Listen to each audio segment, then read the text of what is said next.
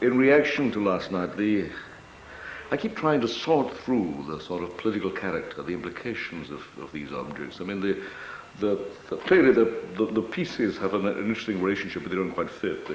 There's this wonderful evocation of a kind of the effect of media on us, and then all the explorations of a kind of gender bias to the formation of new architecture, and then the work. And I keep trying to read back and forward, of course, as one must, and of course sometimes it fits and sometimes it doesn't. In a way, my measure increasingly, as I look at the effect of the sort of the media condition, is the whole dilemma of dealing with repression, is the way in which architecture becomes increasingly a constraint, and increasingly a kind of an absolutely misplaced authority. And so looking at your work in these terms, I mean, with all of this sensitivity to media and the gender issues, I wondered, and being arrhetorical isn't enough, I wondered to what degree it actually, how it was dealing with that kind of oppression. Well, first of all, what I tried to make clear, and what I think is you see in the Columbus Convention Center, which you also are going to see in the Emory project in Atlanta, is the fact that architecture, this what you call the misplaced authority, the fact that people have lost the capacity to deal with real time and real space. In other words, to what's happening in the now, and to have a somatic experience. In other words, they have lost this almost empathetic condition with their physical environment. In other words, they believe since they can use a telefax, a portable laptop, and a cellular telephone, that they don't have to be anywhere. And indeed, drugs like ecstasy and virtual reality are telling them that, in fact, they can conjure up any kind of physical reality that they want. What I was trying to argue for is not a return to the authority of architecture, but to say that architecture has to come to terms in some way with these conditions and find a way to return the physical experience, which we all need. That's where affect, singularity, and aggregation came into the discourse. And I only recently realized, in other words, I abandoned, in a sense, the position that I would have taken 10 years ago, because I have suddenly come to realize that people can no longer deal with space the way they did in the Renaissance. In other words, I was basically doing late Renaissance work, late work of articulation and surface, okay? And I think the new work is very different and tries to suggest that we need to re-establish architecture as an experience, and that people need the physical experience. They need to feel clammy and hot and excited. Bad sound and all these things you talked about. But what you seem to reveal in this is architecture's limitations. It's an extremely crude condition. Oh, well, I call very weak media. So merely making people feel airsick because you slip the walls slightly sideways isn't doing too much. And it certainly is no way a competition to that larger condition of stimulations we have. But it's beginning. What I'm saying is, but I mean, it's not clear how much more. I mean, how much more it can do ever. Yeah. What I'm not. And where in this does it come to terms? Where does it integrate that other stuff? Where does it become part? Where does it become essentially medium? Yeah. Okay. Well, I think that the idea, that slide I showed with the lasers. In other words, the whole notion of the laser, the idea of architecture as event. We really haven't yet come to terms with how you deal with the rock concert, the rave movement, and how that is integrated into, that is sound, light, color, movement, okay, are essentially what the rave and rock concerts are about. How they become integrated into physical environments so that they're not just pop environment. In other words, how, for example, one of the great challenges to me is the shopping mall. How could you make architecture with all the media that's in the shopping mall, right? With all the thing is that it's an advertising environment, right? How would you make it into architecture? And is architecture necessary in a shopping mall? I think the real issue coalesces around these possibilities, and how do they then become truly urban environments, not Disneylands. No. In other words, or is Disneyland, you see, I think Disney World is a really interesting thing because it truly is a mediated environment. There is no question that Disney is a media. Now, is this all that architecture can be?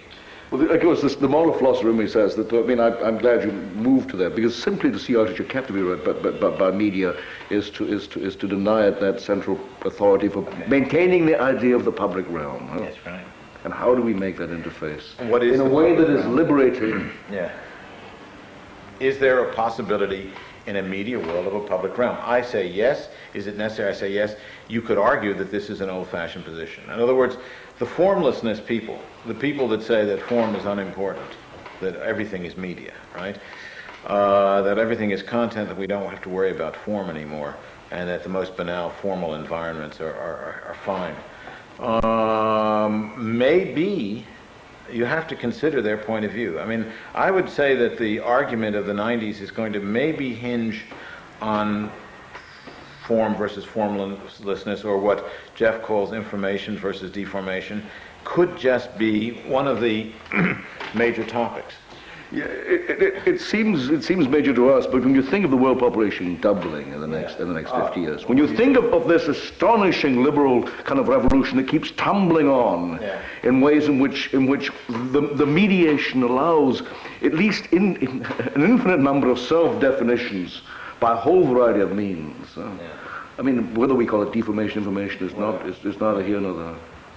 Oh, I agree, but then what you're saying is, what do we do about that? I mean, well, we're basically saying we're going to reinvent the world again. I mean, Tokyo is about to rebuild the city of Tokyo again. Well, that's the key issue. I mean, it's not the object, it's the frame of the city. Yeah. How do we frame cities in which all of these things? I mean, the real game for architecture is at that level. But you see that, how many architects, I'm late in my career, let's say, I'm starting to get into that. You know what I mean? Or early in my career, who knows?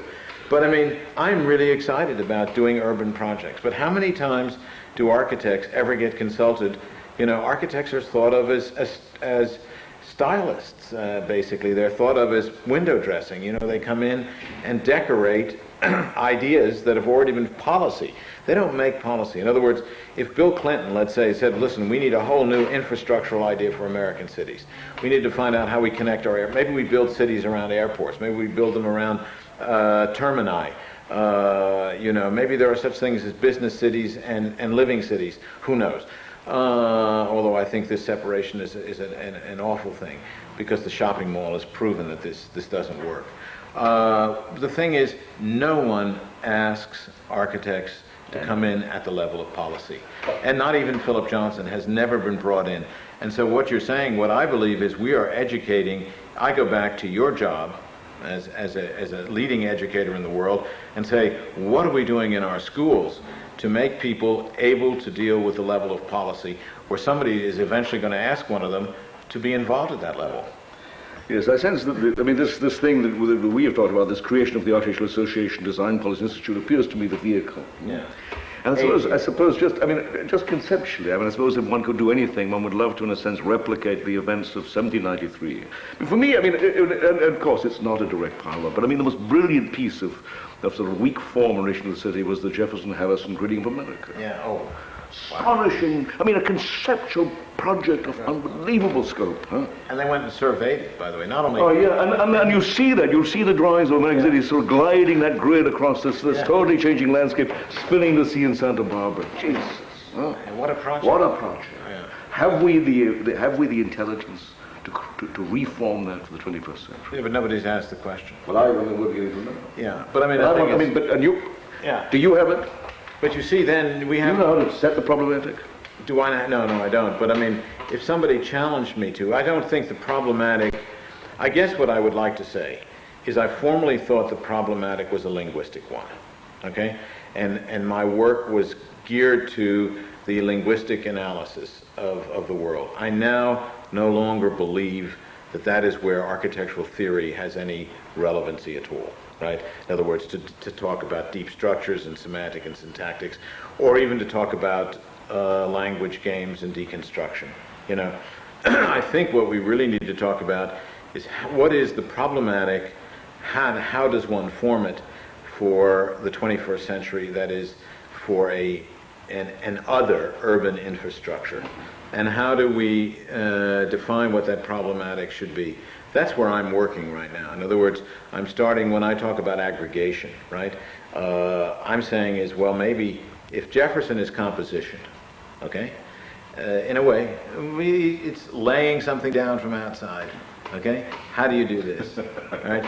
And what is that, you know, and I think that's an interesting, see, and I think if Charles Jenks, you see, the thing that Jenks wants to do in May, if we could, if you could, that could be the, yeah, if you could key it that way, right, and say, okay, we are dealing with this new idea of aggregation as it applies to all kinds of systems, ecological systems, biological systems, economic systems. What about urban systems? Terrific. That is the issue. What is the discourse of the new urbanism vis-a-vis the idea of complexity and self-organizing systems? That to me is the issue, and if we could do that at a conference, that would be stunning. It would be a real breakthrough. I think that's a terrific prospect. Thank you. Good. One thing with you before you go, which is just, if you can talk a couple of minutes, just so I can get you. No, I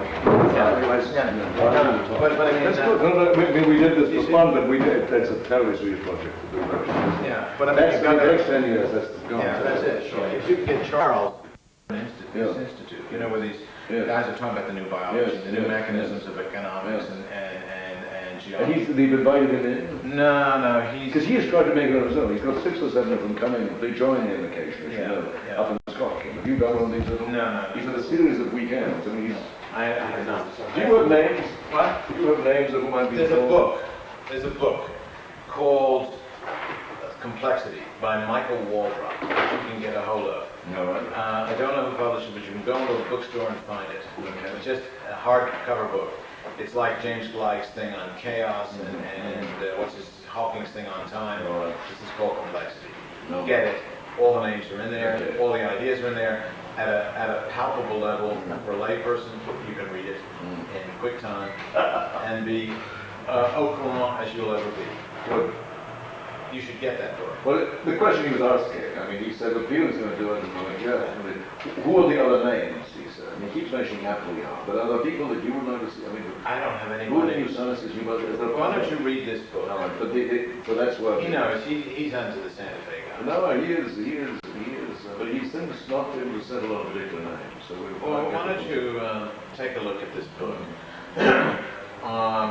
To get these guys out of their cages, you know, and talking about architecture is difficult. But Or urbanism. they don't pursue you, do they? They don't... No, They don't pursue you. I mean, they don't seem to care about us at all, do they? But you don't realize we are totally absolutely relevant monsters. What did you think, by the way, of Emory last night, the project? The growth in population.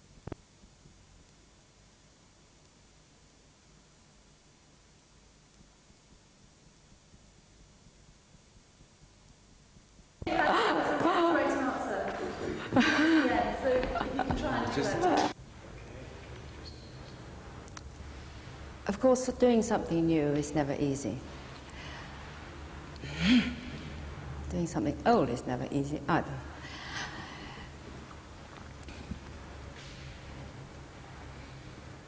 Of course, this is a very adventurous step for the Penrose Institute to be taking. It's never easy to challenge the old or try and redefine the new. It's a bit stilted, isn't it? Of course,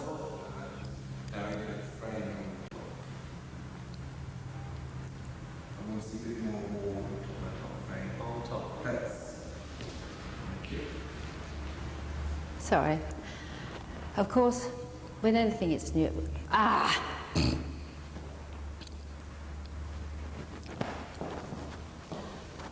Of course, with any venture I can't even speak now.